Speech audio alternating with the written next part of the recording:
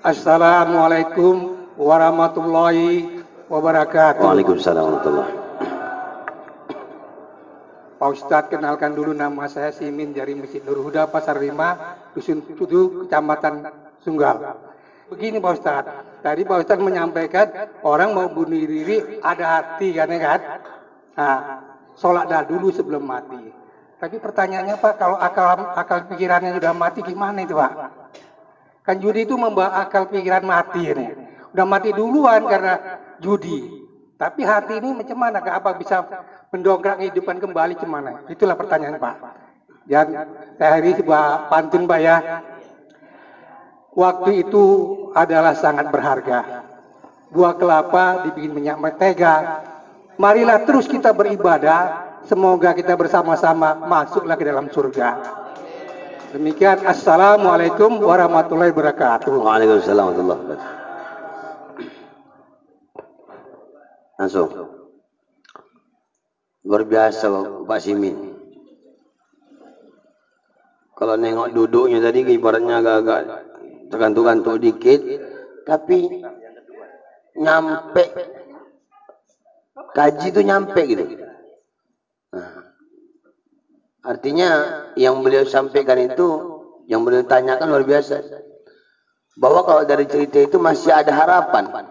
Dan ada harapan walaupun dia mau selesaikan urusannya dengan bunuh diri, masih ada detakan hatinya bicara untuk minta sama Allah. Sedangkan dengan lagu tadi, aku mungkin tak bisa ngulangi lagu itu Pak. Suaraku memang nggak cocok untuk menyanyi. Kalau Pak Simin udah begini pun usia, tapi dangdutnya luar biasa. Masih dapat cengkok-cengkok. Dengan lagu itu mengatakan membuat akal itu udah buntu, udah mati, hati dah mati. Pertama kita ketahui bahwa judi itu adalah salah satu maksiat yang besar, dosa yang besar daripada Allah Subhanahu Wa Taala. Yang kedua, ada orang-orang dari tahap ke tahap dikasih Allah itu ujian, Pak. Ini dalam cerita ini mungkin Allah Subhanahu Wa Taala menunjukkan sama kita bahwa si penjudi ini tidak terlalu jauh maksiatnya sama Allah. Kenapa? Ada doa orang-orang yang baik di belakang. Anaknya berdoa, istrinya doa. Dengan doa-doa orang yang baik itu Allah masih kasih. Maka kalau sudah jatuh kepada lagu tadi, khatamallahu ala qulubihim wa ala sam'ihim wa ala basarihim ghishawah. Sudah ditutup Allah khatam, sudah tutup, sudah hatam, sudah tamat. Mata tak bisa menengok kebaikan, telinga tak bisa mendengar nasihat, hati juga tak bisa lagi dapat hidayah. Inilah yang dikhawatirkan, mati segala-galanya. Maka apakah bisa dari penutup pertanyaan Pak Simin tadi, apakah hati bisa mendobrak semuanya? Hatilah kunci segala-galanya. Hatilah kunci segala-galanya. Berarti masih ada nilai-nilai kebaikan dalam hatinya. Yang tadi seperti cerita, ada dulu pernah dia ngaji, dia ingat, berbekas tuh. Dia pernah muncullah nasihat-nasihat istrinya, nasihat dari orang tuanya, nasihat guru-gurunya, nasihat tetangganya. Muncul semua, didobrak terus. Sehingga kalah bisikan iblis melalui akal dibandingkan dengan hati yang dibimbing langsung oleh Allah Subhanahu Wa Taala. Makanya banyak orang yang hilang akalnya, tapi hatinya tetap zikir sama Allah. Kan ada orang gila di penjara yang di jalanan, gila stres, tapi hafalan Qurannya luar biasa. Hatinya zikir sama Allah, bimbing Allah. Tapi kalau sudah hatinya mati, cerdas pun akalnya pasti menyimpang. Wallahu a'lam bishawab. Ya, silakan. Assalamualaikum. Ini saya menanyakan masalah dari pandangan Sari bin Bupiki, masalah maksiat dan keangkuhan kesombongan seseorang. Mana di sini yang lebih berbahaya, kemaksiatan yang dilakukan seseorang dengan keangkuhan kesombongan seseorang? Bagaimana Ustaz, pertanyaan saya? Ulangi Pak, izin. Coba ulangi sekali lagi. Mana? Kemaksiatan dan keangkuhan kesombongan, mana yang lebih berbahaya dalam kehidupan kita sehari-hari, kesombongan dengan kemaksiatan yang dilakukan seseorang? Iya. Terima kasih Ustaz. Mungkin ada yang pernah dengar kisah Imam Baksuso, Pak. Imam Bakhsusah ahli ibadah, tapi matinya dalam keadaan su'ul khatimah. Awal-awal mulanya Imam Bakhsusah ini menantang kemusyrikan, karena orang-orang kampung pada saat itu menyembah pohon, bawa sesajen, minta sama pohon bukan sama Allah. Dia keluar dari rumahnya, dia berantem dengan iblis, dia perang dengan iblis. Hari pertama, hari kedua, ketiga iblis kalah, patah tulang. Kemudian negosiasi muncul. Kata si iblis bilang berwujud manusia, ya Imam Bakhsusah, aku tahu kau hebat dalam ilmu agama. Aku menawarkan kepadamu, jangan kau ganggu mereka, jangan kau urus mereka menyembah apa, urus keyakinanmu, urus sesambahanmu. Yang penting bangkit dari tidurmu. Ada 2 keping emas yang ada di bawah bantalmu. Malam pertama tidur, paginya nengok 2 keping emas. Malam kedua tidur, paginya tengok 2 keping emas. Malam ketiga, paginya tak ada lagi emas itu. Malam keempatnya, dia datangi lagi orang-orang yang menyembah pohon. Dia berantem lagi sama iblis. Akhirnya dia pula yang kalah dan hampir mengembuskan nafas terakhir. Sebelum mati dia bertanya, ya iblis, tahu kau kisah kita beberapa hari ini? Kenapa di saat hari pertama, kedua, ketiga kau kalah, sedangkan hari ini aku yang kalah? Kata iblis, hari pertama, kedua, ketiga kenapa kau kalah? Ya Imam Bakhsusah, karena kau memang betul-betul berjuang untuk Allah, mengagungkan Allah, mengangkat Allah, nama Allah. Tapi kenapa hari ini kau kalah? Kau berjuang bukan karena Allah, tapi dikarenakan kau merasa tak dikasihkan emas tadi. Itu yang pertama. Yang kedua, kata Nabi SAW, ada orang yang ahli ibadah masuknya neraka, Pak. Ada orang ahli ibadah, dia rajin sholat, dia rajin ibadah, yang dikasih Allah bukan masuk surga, dia masuk neraka. Sebaliknya, ada seorang pelacur yang ngasih minum seekor anjing masuk surga. Pelacur itu maksiat enggak? Maksiat. Meninggalkan ibadah juga maksiat. Tapi rahmat dan ridha Allah jauh lebih mulia ketimbang maksiat. Untuk siapa? Untuk orang-orang yang paham dan sadar akan dirinya siapa. Maka ketika dibandingkan mana jauh lebih maksiat antara kemaksiatan yang kita lakukan sama orang lain atau kemaksiatan kita sendiri dibandingkan dengan keangkuhan dengan orang lain. Apapun ilmu, apapun hebatnya ilmu kita, hatam Quran, rajin ibadah, tahajud tiap malam, doa tiap pagi, itu sudah dibuat oleh iblis, Pak.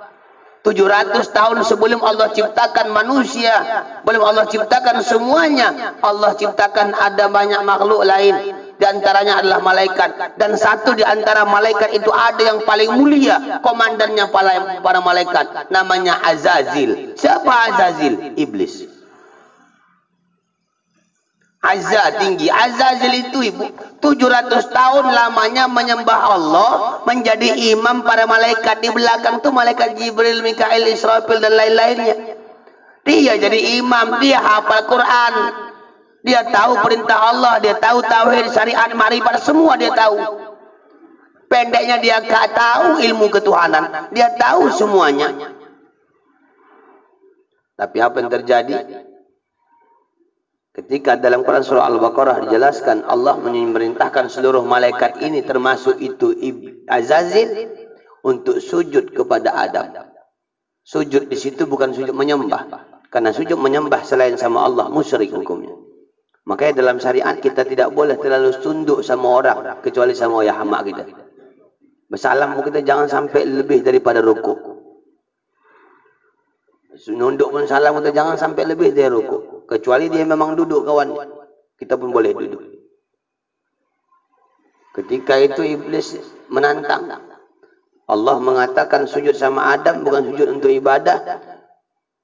Semua fasajadu illa iblis.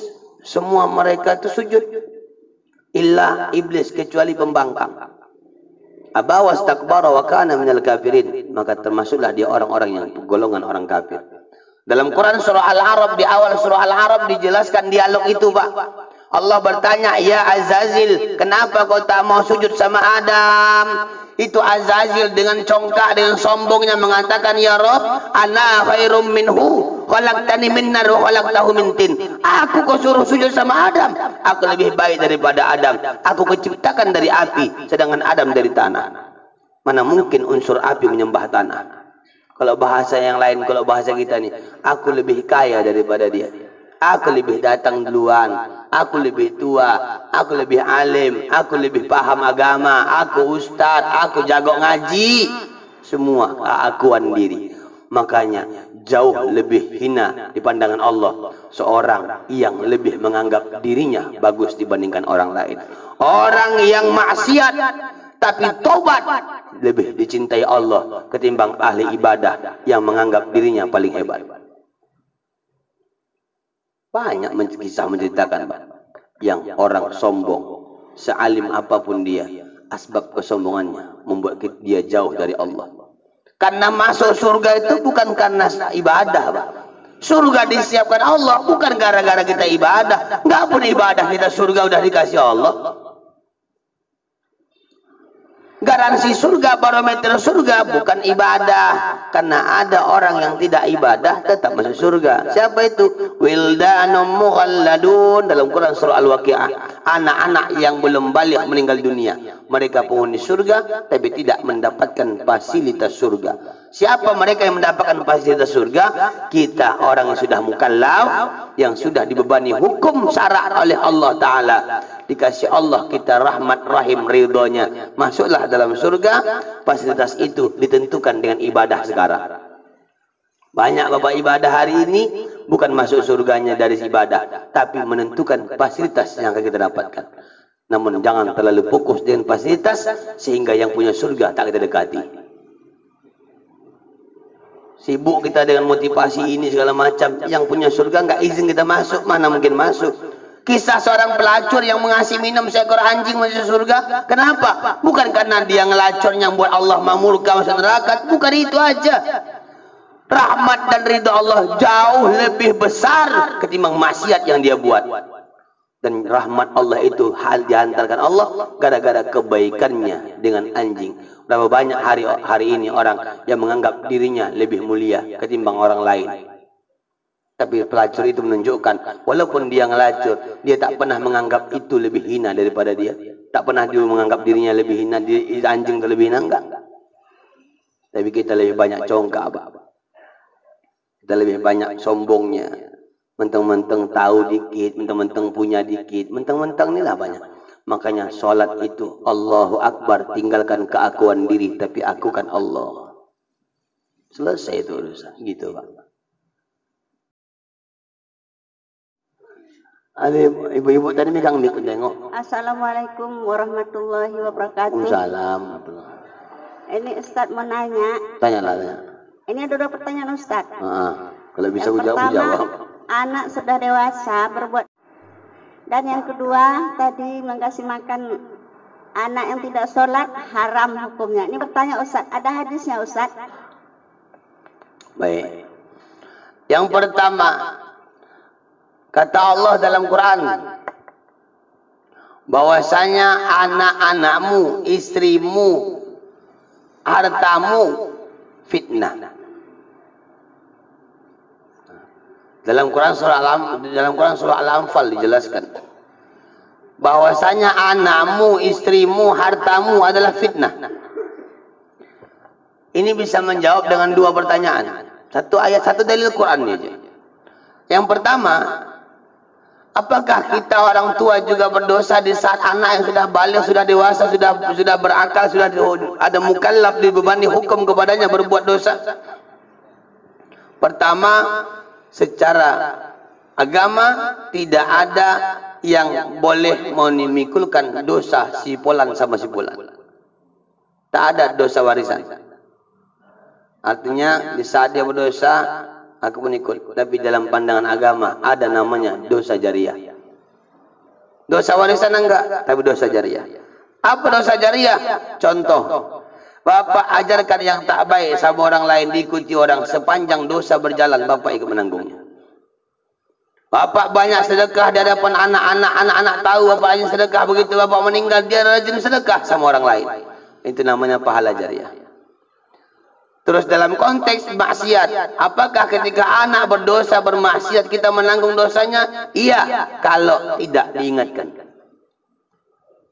Orang tua biarin anaknya narkoba, orang tua biarkan anak gadisnya buka aurat. Pak, mohon maaf, sepanjang anak gadis bapak yang sudah mukallaf buka aurat, ditolak ibadah bapak.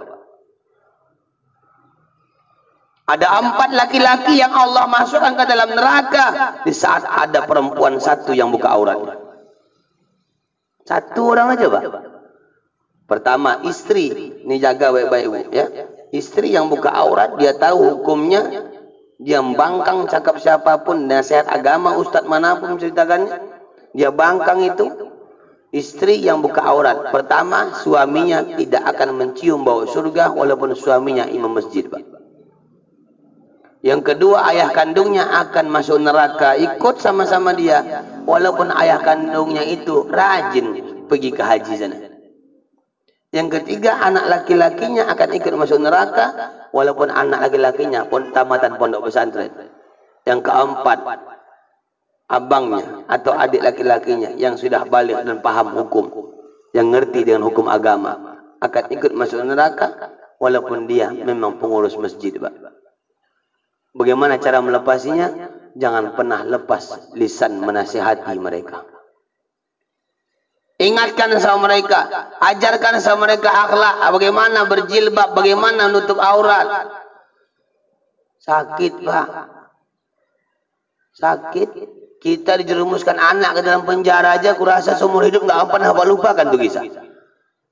Apalagi dijerumuskan ke nerakanya Allah. Sekarang gampang kali anak-anak kita memamerkan auratnya.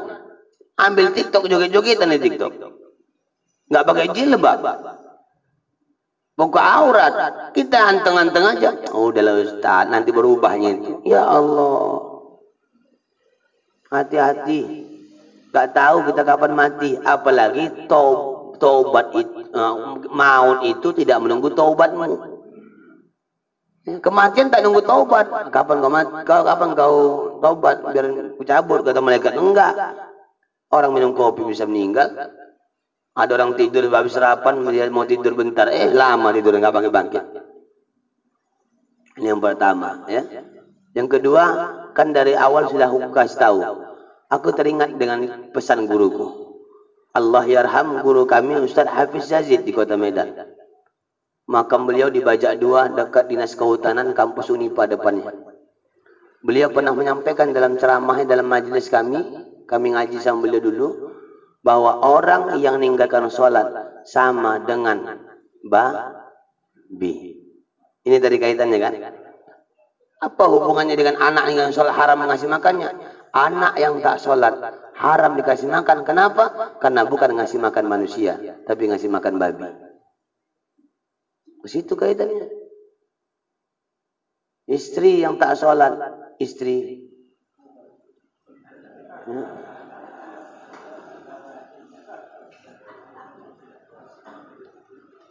Kenapa semua rata? Ustaz yang tak sholat dia tahu hukum. Itu ustaz-ustaz babi, Pak.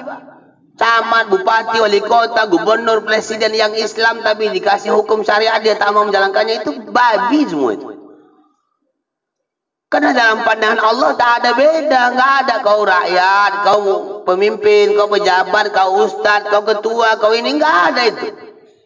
Inna akramakum indallahi atqakum. Sesungguhnya orang yang mulia di antara kamu, kata Allah, bukan karena pangkat, jabatan, harta dan wajah, tapi karena hati yang tunduk atas titah perintah Allah. Kenapa aku bilang tadi haram ngasih makan anak tuh kalau tak sholat? Pertama, dia tahu hukum, dia mukallaf dari bebani hukum. Yang ketika dia punya syariat, dia jalankan, dia berpahala, kita dapat pahala jariah. Kita nasihati, dia nggak mau. Kalau sudah orang tua mengingatkan, orang tua nasihati, kalau bahasa kampung yang bilang, bebuih dah mulut kita nih Pak, mengingatkan, sholat kau iya, sholat kau iya, sholat kau iya. Habis waktu sholat baru dia datang, nggak ada sholat mak. Kenapa dah habis waktu? Diingatkan nutup aurat, tetap dia tak mau. Jangan judi, tetap tak mau, dilarang. Jangan kau narkoba, jangan bergaul sama dia. Nanti keikutan kau maling, ngambil gas orang. Enggak juga mempan. Kelak di akhirat bapak-bapak, ibu-ibu yang punya anak kayak gitu tak bisa nasihati, dia udah nasihati dia enggak ngikut, kita selamat di akhirat, Pak. Yang tak selamat itu siapa? Orang tua yang tak ambil open sama anaknya. Orang tua yang tak ambil open sama putra-putrinya. Suami yang tak open dengan istrinya. Maksiat dia buat maksiat. Nggak sholat pun dia terserah. Pak, suami tanggung jawabnya ke akhirat. Istri sholatnya 5 waktu. Puasa 1 Ramadan penuh. Wajib zakat dikeluarkan. Patuh sama suami. Apa Allah bilang? Pilih surga mana yang kau mau. Suami sholat 5 waktu, puasa Ramadan, berzakat, infak, sedekah, haji, umroh, tentang anak yatim, semua amal ibadah dikerjakan. Tapi anak bininya tak dipikirkannya ibadahnya, neraka tempatnya. Gara-gara nasihat tak ada, gara-gara ayah tak ingatkan anak jangan maksiat, gara-gara suami nggak pernah ingatkan, dek tutup aurat kau, nggak pernah diingatkannya. Gara-gara itu istri bermaksiat terus sama Allah, dosa zina, dosa maksiat. Apa gunanya pahala suami itu begitu banyaknya? Istrinya akan nuntut sama Allah. Ya Allah, dalam kitab Duratun Nasihin dijelaskan. Ya Allah, aku tak mau dan tak izin suamiku masuk surga. Aku masuk neraka. Kenapa aku masuk neraka? Gara-gara dia fokus sama ibadahnya. Dia tak pernah ngajak aku ke pengajian. Dia nggak pernah mengajak pengajian kan gara-gara itu nggak tahu apa-apa. Aku nggak ngerti masalah haid, membedakan darah haid, darah nifas, istihadah aku nggak ngerti. Kapan waktu suci, salah satu qura 3 kali suci aku nggak ngerti. Cara wudhu, cara sholat aku nggak ngerti. Dia selalu sholat sendirian. Dia ikut PKSMM dia aja aku nggak pernah diajaknya. Tanggung jawab bawa bini, ngaji. Dan laki aja masuk surga, nggak masuk surga Pak. Bapak nggak dapat mengkoi, bapak ngaji. Segala macam ustadz di KSMM yang dihadirkan, tak akan dapat masuk surga kita kalau anak istri kita sholat subuh orang tuh ngorok di rumah. Coba aja. Hah? Gitu Bu. Iya ngomong sama orang dia. Bu. Oh Bu. Oh ya Allah. Dah. Yuk pasang niat, pasang ajar. Siapapun punya niat.